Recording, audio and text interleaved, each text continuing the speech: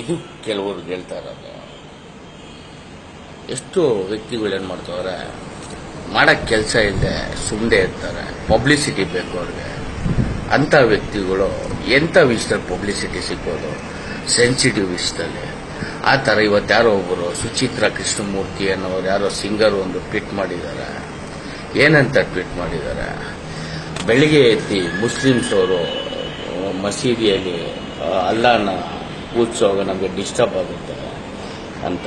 ನೀವೊಂದು ಕೆಲಸ ಮಾಡಿ ಮೇಡಮ್, ಯಾವುದಾದ್ರೂ ಕಾಡಿಗೆ ಹೋಗಿ ಅಲ್ಲೇ ಸೆಟ್ಲ್ ಆಗ್ಬಿಡಿ. ಅಲ್ಲಿ ಪ್ರಾಣಿಗಳು ವಾಯ್ಸ್ ಏನಾದರೂ ಕೇಳಿದ್ರೆ ಹೋಗಿ ಸಾಯಿಸ್ಬಿಡಿ ಪ್ರಾಣಿಗಳನ್ನ.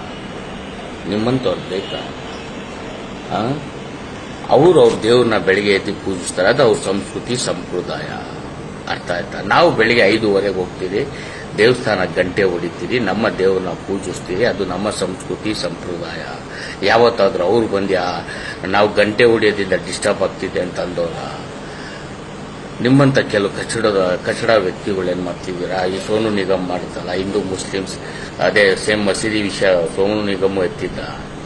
ಅರ್ಥ ಆಯ್ತಾ? ನಮಗೆ ಡಿಸ್ಟರ್ಬ್ ಆಗುತ್ತೆ ಅವರು ಬೆಳಿಗ್ಗೆ ಪೂಜೆ ಮಾಡೋದು ಅಂತ. ನಿಮ್ಮಂಥವ್ರುಗಳು ಏನು ಮಾಡಬೇಕು, ಕಾಡಲ್ಲಿ ಸೆಟ್ಲ್ ಆಗಬೇಕು. ಕಾಡಲ್ಲಿ ಯಾವ ವ್ಯಕ್ತಿಗಳು ಪ್ರಾಬ್ಲಮ್ಸ್ ಇರಲ್ಲ. ಯಾಕಂದರೆ ನೀವು ಕಾಡಪಾಪಗಳು, ಅವರು ಕಾಡಪಾಪಗಳಲ್ಲಿ ಇರ್ತಾರೆ. ಸೊ ಕಾಡಪಾಪ ಜೊತೆ ಇರಬೇಕು, ನಾಡಲ್ಲಿ ಇರ್ಬೋದು. ಇಲ್ಲಿ ನಾಡು ಅಂತ ಬಂದಾಗ ಸಂಸ್ಕೃತಿ ಸಂಪ್ರದಾಯ ಆಚಾರ ವಿಚಾರ ದೇವಸ್ಥಾನ ಗಂಟೆ ನಮಾಜು ಪ್ರತಿ ಒಂದು ಇರುತ್ತೆ. ಆಗ ನೀವು ಅದ್ರ ಮಧ್ಯೆ ಬದುಕಬೇಕಾಗತ್ತೆ. ತಾವು ಬದುಕಲ್ಲ ಅಂದರೆ ತಾವು ಕಾಡಿಗೆ ಹೋಗಬೇಕಾಗತ್ತೆ.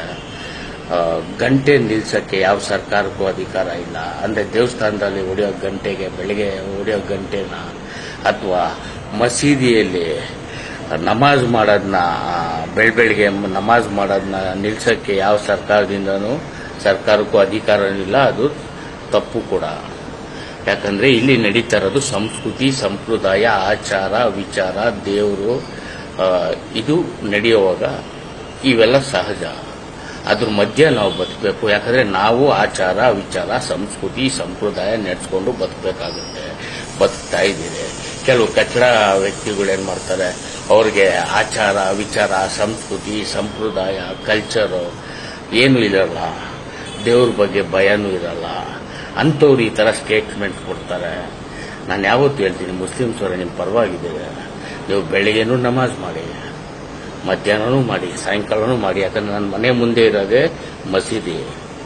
ನಾನು ಏನು ಬೇಜಾರು ಮಾಡ್ಕೊಳ್ಳಲ್ಲ, ನಾನು ಖುಷಿ ಪಡ್ತೀನಿ. ನಮ್ಮ ಸಂಸ್ಕೃತಿನೂ ಇದೆ. ಯಾಕಂದರೆ ನೀವು ನಮಾಜ್ ಮಾಡಿದ್ರು ಅದು ನಮ್ಮ ಸಂಸ್ಕೃತಿನೇ. ಅಥವಾ ದೇವಸ್ಥಾನದಲ್ಲಿ ಗಂಟೆ ಸೌಂಡ್ ನಾನು ಕೇಳಿದ್ರು ಅದು ನಮ್ಮ ಸಂಸ್ಕೃತಿನೇ. ಸಂಸ್ಕೃತಿ ಇರಬೇಕು, ಸಂಪ್ರದಾಯ ಇರಬೇಕು, ಕಲ್ಚರ್ ಶುಡ್ ಬಿ ದೇರ್. ದೇವ್ರ ಮೇಲೆ ಭಕ್ತಿ ಇರಬೇಕು. ಅವಾಗ ಮಾಡೋ ಪಾಪಗಳು ಕಮ್ಮಿ ಆಗುತ್ತೆ, ಮಾಡೋ ತಪ್ಪುಗಳು ಕಮ್ಮಿ ಆಗುತ್ತೆ, ಮಾನವೀಯತೆ ಜಾಸ್ತಿ ಆಗುತ್ತೆ. Bye from this firing star Huccha Venkat ಈ ಥರ ಸ್ಟೇಟ್ಮೆಂಟ್ಸ್ ಕೊಡೋನ್ನ ಖ್ಯಾಕು ಸುದ್ದಿ. ನೀವು ಕಾಡಗೋಗಿ ಬದುಕಿ, ನಾಡಲ್ಲಿ ಯಾಕಿರ್ತೀರಾ?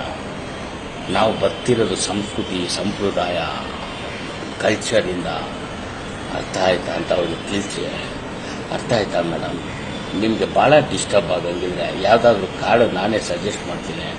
ಅಲ್ಲಿ ಯಾವ ಸೌಂಡು ಕೇಳಲ್ಲ, ಬರೀ ನಿಮ್ಮ ನಿದ್ದೆ ಸೌಂಡ್ ಒಂದು ಕೇಳುತ್ತೆ. ಹೋಗ್ತೀರಾ? Bye from this firing star Huccha Venkat. Sonu Nigam ನಿನಗೂ ವಾರ್ನ್ ಮಾಡ್ತಾ ಇರೋದು. ನಿಮ್ಮಂಥ ಕಚಡ ನನ್ನ ಮಕ್ಕಳರಿಂದ ಹಿಂದೂ ಮುಸ್ಲಿಮ್ಸ್ಗಳು ವೈರಿಗಳಾಗ್ತಾರೆ, ಅಥವಾ ಇಂಡಿಯಾ ಪಾಕಿಸ್ತಾನ್ ವಾರ್ಗಳಾಗುತ್ತೆ.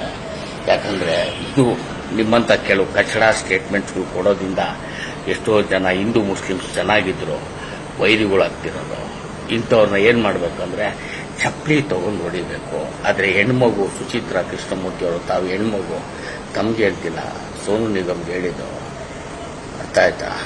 ತಮ್ಗೆ ನಾನು ನಿಮ್ಗೆ ಹೇಳೋದು, ಒಂದು ಹೆಣ್ಮಗು ಆಗಿ ಸ್ವಲ್ಪ ಯೋಚನೆ ಮಾಡಿ. ಅವರ ಸಂಸ್ಕೃತಿ ಸಂಪ್ರದಾಯ ನಾವು ಬದಲಾಯಿಸ್ಕೊಳ್ಳೋಕ್ಕಾಗಲ್ಲ. ನೀವು ಬೇಕಾದ್ರೆ ಮನೇನ ಬದಲಾಯಿಸ್ಕೊಳ್ಳಿ. ಎಲ್ಲಿ ಮಸೀದಿ ಇಲ್ವೋ ಅಲ್ಲಿ ಮನೆ ತಗೊಳ್ಳಿ. ಅಥವಾ ನಿಮ್ಗೆ ಅಲ್ಲೂ ಕಷ್ಟ ಆದರೆ ಅಲ್ಲಿ ದೇವಸ್ಥಾನ ಇರ್ಬೋದು, ನೀವು ಕಾಡಿಗೆ ಶಿಫ್ಟ್ ಆಗ್ಬಿಡಿ. ಅಲ್ಲಿ ಯಾರು ಪ್ರಾಬ್ಲಮ್ ಇರಲ್ಲ. ಪ್ರಾಬ್ಲಮ್ ಬಂದರೆ ಪ್ರಾಣಿಗಳದ್ದು. ಅರ್ಥ ಆಯ್ತಾ? Bye from this firing star Huccha Venkat.